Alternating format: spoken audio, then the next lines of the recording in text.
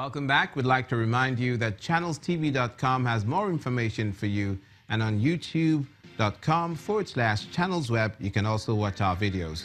You can watch us on your mobile device via your browser, or just download the Channels TV app for Android, iOS, and Windows devices from their respective stores. That's not all.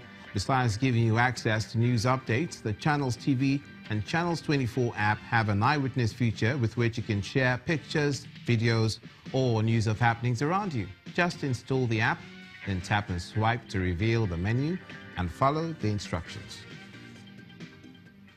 The Nigeria Police Force is asking Senator Dino Melaye to give himself up to the police command in Kogi State ahead of his arraignment on a case of conspiracy and unlawful possession of prohibited firearms already filed before a federal high court in Lokoja. Speaking in Abuja while parading Kabiru Saidu and 5 other suspects who escaped from a detention facility in Lokoja, the force public relations officer says it's in the interest of Senator Melaye to voluntarily report to the police in order to forestall the execution of an arrest warrant issued against him. Mr. Moshood explains that the suspects whose confession indicted Senator Melaye and Mohammed Audu as sponsors of thuggery in Kogi will be arraigned before a federal high court in Lokoja on the 10th of May, 2018. President Muhammadu Buhari has been meeting governors elected under the platform of the All Progressives Congress at the Villa. Although details of the meeting have not been disclosed, there are feelers that it may not be unconnected with whether or not President Buhari should seek re-election in 2019. The meeting is also expected to dwell on some national and party issues, including the president's disapproval of tenure elongation for APC national executives. To Rivers State now, it appears the chapter of the All Progressives Congress is moving to repair the divisions within its leadership and members ahead of the 2019 elections. A 5-man reconciliation committee has been set up by the faction of the party in the state, led by the senator representing Rivers Southeast, Magnus Abe. The aim is to reach out to the other group led by former governor and Minister of Transportation Rotimi Amechi with a view to finding common ground.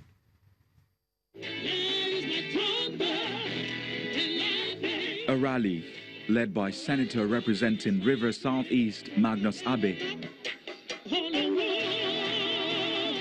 and another by former Governor and Minister of Transportation Rotimi Amechi. Same day, same time, but different venues. Perhaps it's a clear enough indication that there is a crack in the wall of the Rivers State APC. But as the 2019 elections draw near, the division is what the party can ill afford, and there is a need to close ranks. The APC senator in the company of other party leaders and members arrive at the venue of a stakeholders meeting in Port Harcourt. We need to show Rivers people that we understand their hopes and that we are ready to carry their hopes forward. So we have decided that we should set up an outreach and reconciliation committee that will liaise with the state executive of the party and also liaise with other leaders across the party to begin to look for how we can find common ground within the APC in Rivers State. Some believe the president may have set the ball rolling for internal democracy to thrive. The first step to win elections is to see that people who are popular at the grassroots emerge. If you start to impose them or write lists, those people you're imposing don't have any followership. They won't do well for the party. So I commend the president for insisting on us abiding by our constitution and doing free and fair congresses. In view of the coming elections, the APC in Rivers will need to speak with one voice if it is to stand any chance of unseating the incumbent party in the state. Now let's turn our attention to the southwest region, where the Lagos state government has inaugurated a 27.4-kilometer road and 2 bridges spread across Alimosho federal constituency. The events took place at the same time in 4 communities where all local government chairmen, senators, as well as well-wishers spoke on the numerous achievements of Governor Akinwumi Ambode. The Lagos State Governor, who visited all 4 communities, spoke extensively on the importance of running an all-inclusive government.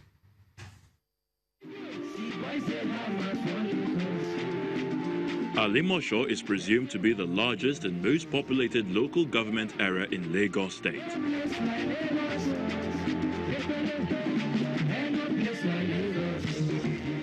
Residents turn out in large numbers to see the commissioning of 21 roads. The new dualized 1.28-kilometer road with a 40-meter bridge in Ayetoro. Governor Akinwumi Ambode is in the area to officially unveil the road for use.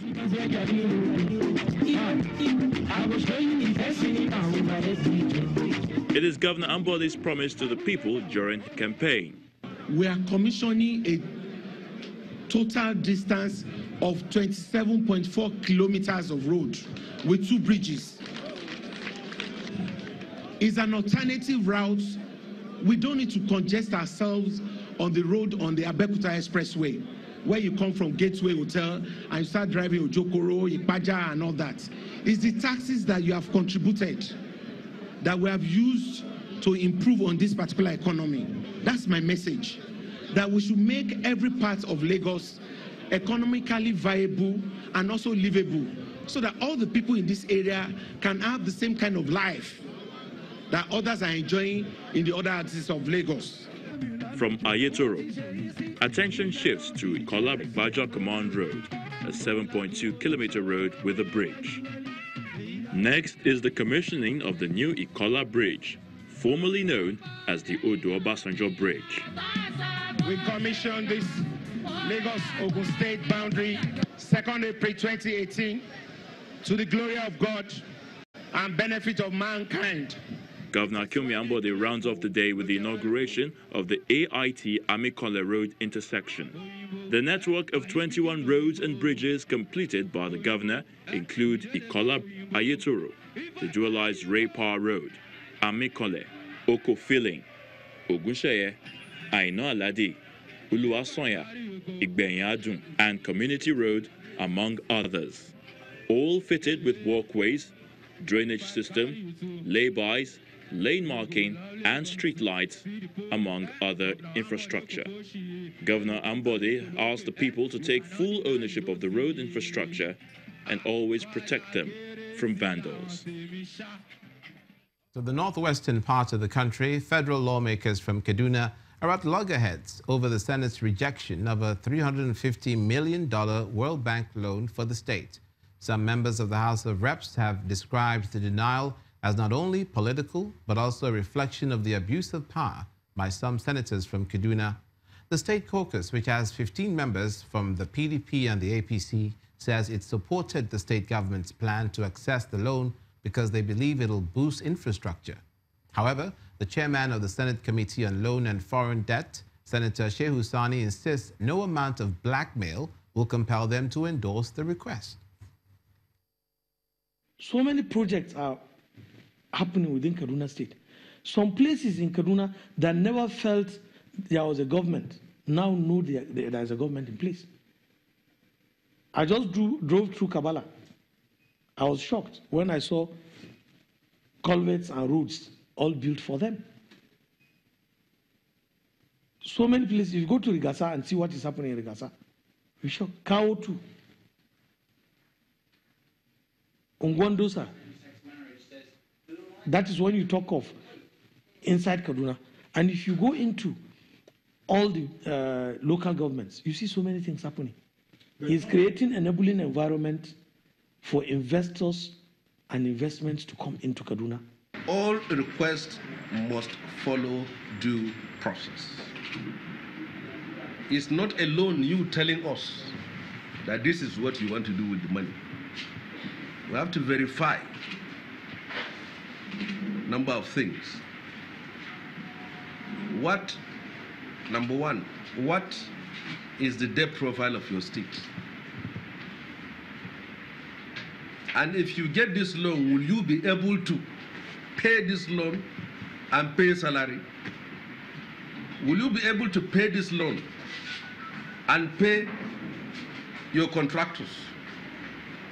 And will this loan not be a burden to our children and our own grandchildren? This is what I want you to understand.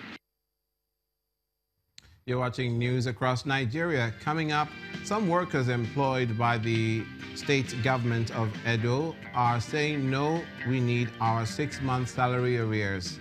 Stay with us.